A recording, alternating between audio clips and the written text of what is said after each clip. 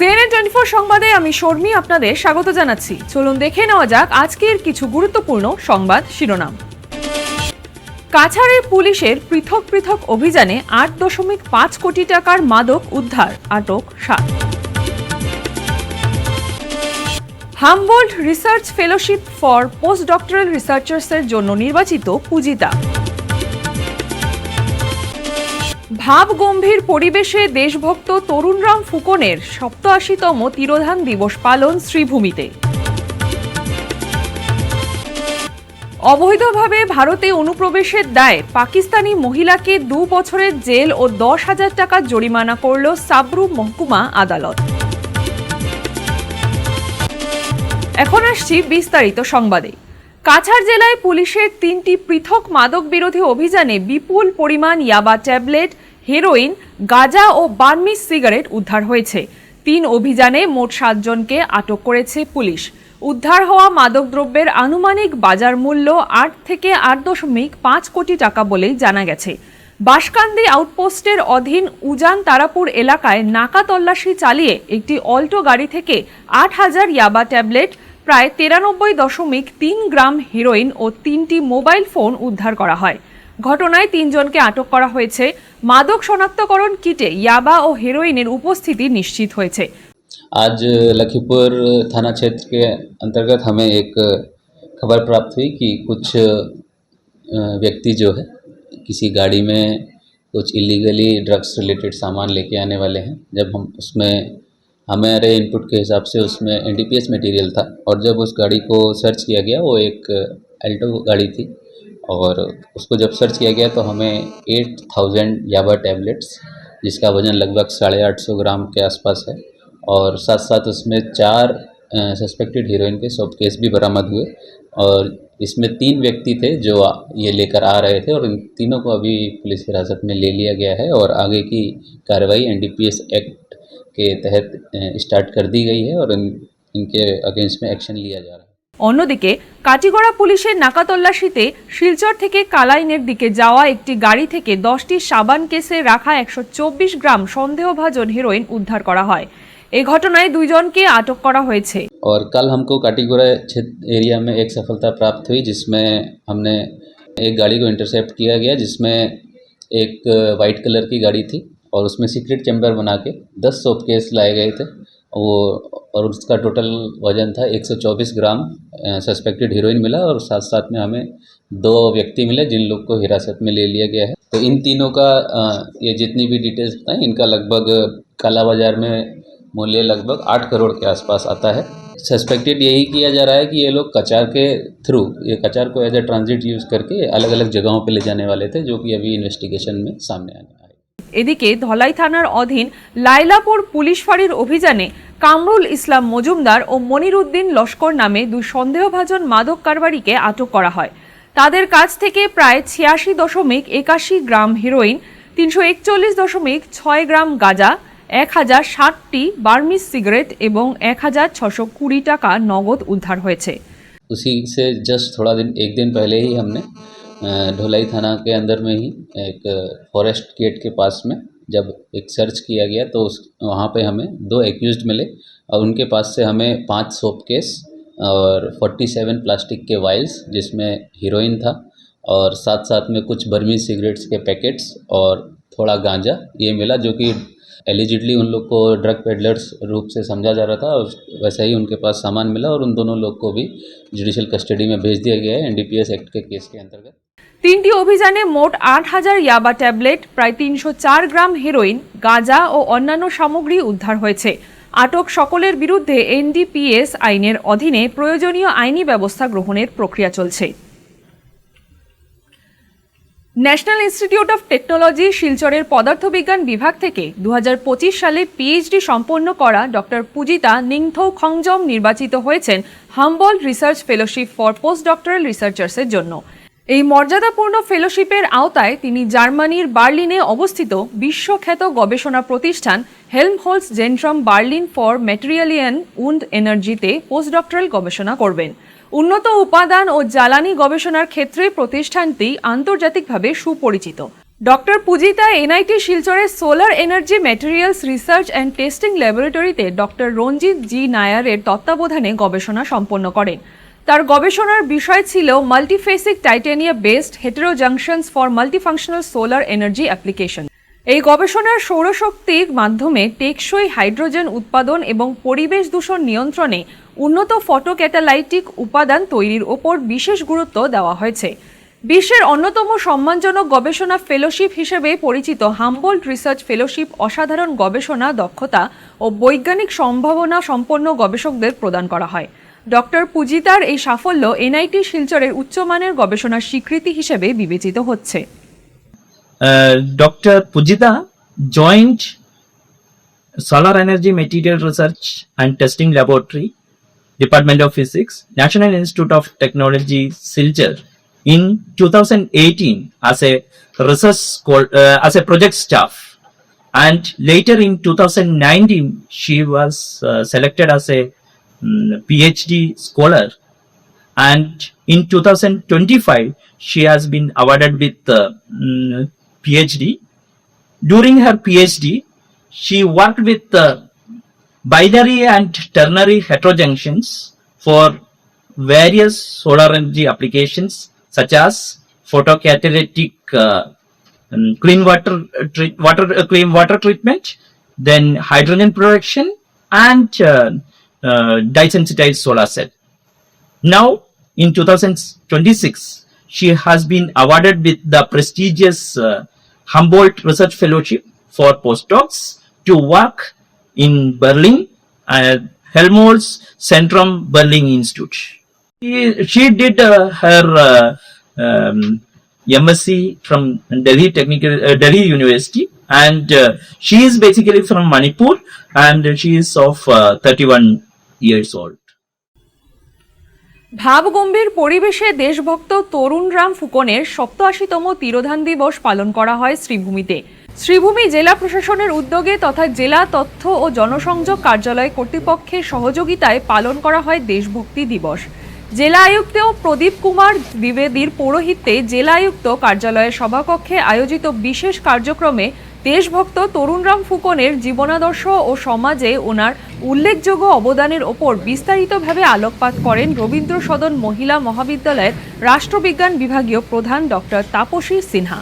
কিভাবে তরুণ রাম ফুকন দেশভক্ত হিসেবে সমাজে সুপরিচিত হন এও ব্যাখ্যা করেন এদিনের মুখ্য বক্তা তাপসী দেবী।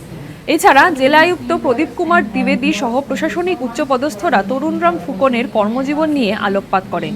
শুরুতে প্রদীপ প্রজ্বলন ও পুষ্পস্তবক দিয়ে দেশভক্ত তরুণ রাম ফুকনের প্রতি বিনম্র শ্রদ্ধা জানান জেলা আয়ুক্ত প্রদীপ কুমার দ্বিবেদী সহ অন্যান্য ব্যক্তিত্বরা।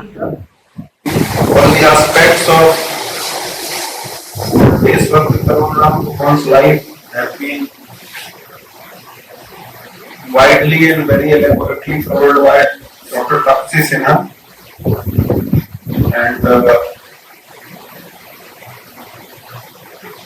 other than his life cycle, what she has already mentioned, the core philosophy of nationalism that he followed, inclusive nationalism, and the definition of patriotism by doing your own duty rather than aspiring for someone else's job, is really something that we need to follow in today's era after around 75 years of independence. Because today what we see, not only we need to secure our borders, but this is the era of economic, cyber, other kinds of security threats and warfare. So the core philosophy to excel in your own job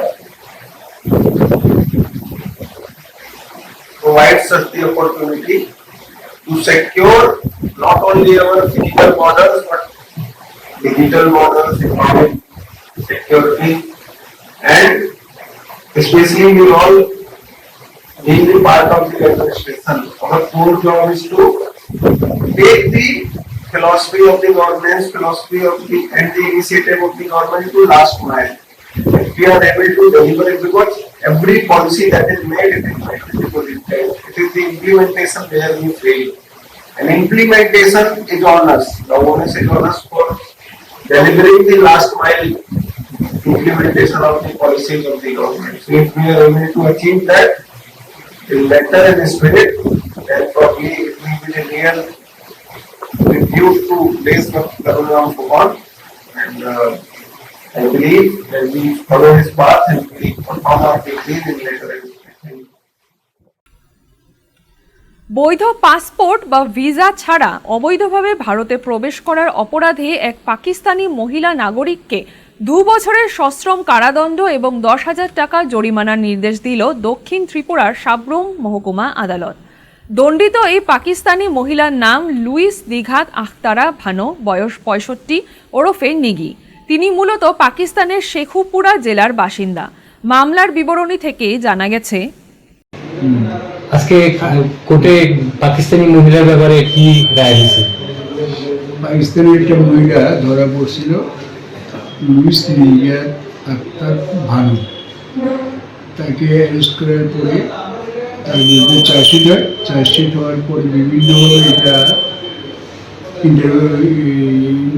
মানে তদন্ত হয়। তদন্তের পরে গিয়া সাক্ষ্য প্রমাণের সাক্ষ্য প্রমাণের পরে আজকে তার রায় হয়। রায় এসে 2 বছরের সাজা হয় এবং 10,000 টাকা জরিমানা হয়। বিচারক কে ছিলেন? বিচারক ছিলেন শশীভূষণ দাস, SDJM। আইও ছিলেন অপু দাস। ফিরছি একটি বিরতির পর। বেস্ট কেয়ার মেডিকোস আপনাদের দীর্ঘস্থায়ী এবং সুস্থ জীবনের দিকে আরও এক কদম এগিয়ে দিতে আমরা বদ্ধপরিকর। আমরা বেস্ট কেয়ার মেডিকোস। আমাদের ঠিকানা ইটখোলা, অপোজিট দুর্গা মন্দির। যোগাযোগ 8472804476 অথবা 9707585025। এখানে যে কোনো ধরনের ওষুধের উপর আপনি পেয়ে যাবেন ফ্ল্যাট 20% ডিসকাউন্ট। এছাড়াও আমাদের সমস্ত ওষুধ একেবারে অরিজিনাল। আপনারা বেস্ট দামে বেস্ট মূল্যের ওষুধ পাবেন বেস্ট কেয়ার মেডিকোসে। ফিরে এলাম বিরতির পর। ত্রিপুরা রাজ্যের তৎকালীন পুলিশ মহানির্দেশক অনুরাগ ধ্যানকরের অস্বাভাবিক মৃত্যুর নিরপেক্ষ ও উচ্চ পর্যায়ের তদন্তের দাবিতে বিরোধী দলনেতা জিতেন্দ্র চৌধুরীর নেতৃত্বে সিপিআইএম পরিষদীয় দল রাজ্যপাল ইন্দ্রসেনা রেড্ডির নাল্লুর সঙ্গে সাক্ষাৎ করে একটি স্মারকলিপি জমা দিয়েছেন। গত 20 জুলাই পুলিশ সদর দফতরে তার রহস্যজনক মৃত্যুর পর গঠিত বিশেষ তদন্তকারী দলের কার্যকারিতা নিয়ে তীব্র অসন্তোষ প্রকাশ করে এই বিচার বিভাগীয় তদন্তের দাবি জানানো হয়। সাক্ষাৎ ও স্মারকলিপি প্রদানের মূল বিষয়গুলোর মধ্যে রাজ্য সরকারের গঠিত বিশেষ তদন্তকারী দলের তদন্ত নিয়ে চরম অসন্তোষ প্রকাশ করা হয়েছে এবং ত্রিপুরা হাইকোর্টের বর্তমান বিচারপতির সরাসরি তত্ত্বাবধানে ঘটনার বিচার বিভাগীয় তদন্তের দাবি জানানো হয়েছে। একই সাথে ঘটনাটির স্বচ্ছতা ও জনআস্থা ফিরিয়ে আনতে দ্রুত স্বাধীন তদন্তের দাবি তুলে এই স্মারকলিপি জমা দেওয়া হয় বলে জানা গেছে। ত্রিপুরা বিধানসভার যে বিরোধী দল সিপিআইএম এর যে বিধায়করা আমরা আছি 10 জন, তার মধ্যে একজন নেই। 9 জন বিধায়ক আজকে আমরা এসেছি মাননীয় রাজ্যপালের সমীপে। আমাদের যে আর্জিটা হলো, আমাদের রাজ্যের যে পুলিশের মহানির্দেশক যিনি গত 20 তারিখে একটা ট্র্যাজিক ডেথ হয়েছে, অত্যন্ত অস্বাভাবিক দুঃখজনক মৃত্যু হয়েছে। আমাদের রাজ্য সরকার এটাকে আত্মহত্যা বলে চালিয়ে দেওয়ার জন্য চেষ্টা করছে। সারা দেশের মানুষ, শুধু আমাদের রাজ্যের মানুষ না, এটা কেউ বিশ্বাস করতে পারছেন না। অনুরাগ ধানকরের মতো সারা দেশের পুলিশ অফিসারদের মধ্যে এরকম একজন পরিশীলিত, দক্ষ, সৎ, নিষ্ঠাবান, যিনি অল্প বয়স থেকে এসডিপিওর পদ থেকে শুরু করে শুধু ত্রিপুরা রাজ্যের ডিজি না, সিবিআই এবং আন্তর্জাতিক ডেপুটেশনেও দেশের সম্মানকে বহু উপরে তুলেছেন, রাজ্যকে তো তুলেছেনই। তার মতো একজন ব্যক্তি সোমবার দিন, যেদিন এটা পুলিশের নিয়ম নাকি এরকম যে সপ্তাহে একদিন বা দুদিন যে পুলিশের কাছ থেকে গার্ড অব অনার নেন অফিসে গিয়ে, সেদিন অন্যান্য দিনের মতো শান্তশিষ্টভাবে সুন্দরভাবে বাড়ি থেকে বেরিয়ে অফিসে গেছেন ইউনিফর্ম পরে। আর সেই ইউনিফর্ম পরা অবস্থায় সে অফিসে, যে অফিস ত্রিপুরার যে 44 লক্ষ মানুষকে নিরাপত্তা দেয়, সেই অফিসের সবচেয়ে নিরাপদ কক্ষে তাকে এরকম দুঃখজনক অবস্থায় পাওয়া গেছে। এটা কোনো প্রকারেই যে আত্মহত্যা হতে পারে না। তো রাজ্য সরকার ইতিমধ্যে একটা এসআইটি গঠন করেছে। পশ্চিম ত্রিপুরার জেলা এসপি মিস্টার পন্থকে নেতৃত্ব করে, ব্যক্তিগতভাবে আমি এবং আমাদের কলিগরা আমরা চিনি। তো এই কারণে প্রকৃত সত্য উদ্ঘাটনের জন্য সেখানে আমাদের মাননীয় রাজ্যপাল, তিনি সাংবিধানিক প্রধান, তিনি যাতে আমাদের এই রাজ্য সরকার শুধু ধনকর সাহেবের মৃত্যু না, এরকম বহু ঘটনায় ইতিমধ্যেই এ রাজ্যের মাননীয় মুখ্যমন্ত্রী এবং তার নেতৃত্বে যে প্রশাসন চলছে এবং অল্প কজন কি পুলিশ অ্যাডমিনিস্ট্রেশন এবং সিভিল অ্যাডমিনিস্ট্রেশনে কিছু লোক তার দাঁয়ে বাঁয়ে সুপার সেক্রেটারি হয়ে যারা তাকে মিসগাইড করছেন, এবং সরকারের ভেতরে সিভিল অ্যাডমিনিস্ট্রেশন, পুলিশ অ্যাডমিনিস্ট্রেশনে বহু আরো যারা সব অফিসার, এদেরকে নানাভাবে হিউমিলিয়েট করছেন। 44 লক্ষ মানুষের জীবন, সম্পত্তি, গণতান্ত্রিক অধিকার, এটাকে দুলিশ্বাত করছেন। পন্থ সাহেব কি এই চাপ সহ্য করতে পারবেন? করতে পারবেন না। এই জন্য হাইকোর্টের একজন সিটিং জাজ, কর্মরত একজন বিচারকের নেতৃত্বে, তার তত্ত্বাবধানে যাতে এই এসআইটি থাকুন, কিন্তু এটা জানা হয় under the supervision of a sitting জাজ অফ ত্রিপুরা হাইকোর্ট। আমরা এই দাবি নিয়ে আজকে এসেছি, অন্য কোনো দাবি না। ত্রিপুরা রাজ্যের ধলাই জেলার অন্তর্গত সালেমায় এলাকায় একটি যাত্রীবাহী বাসে পরিত্যক্ত ব্যাগ থেকে 3120টি সন্দেহভাজন নেশা জাতীয় ট্যাবলেট উদ্ধার, যুবক পলাতক।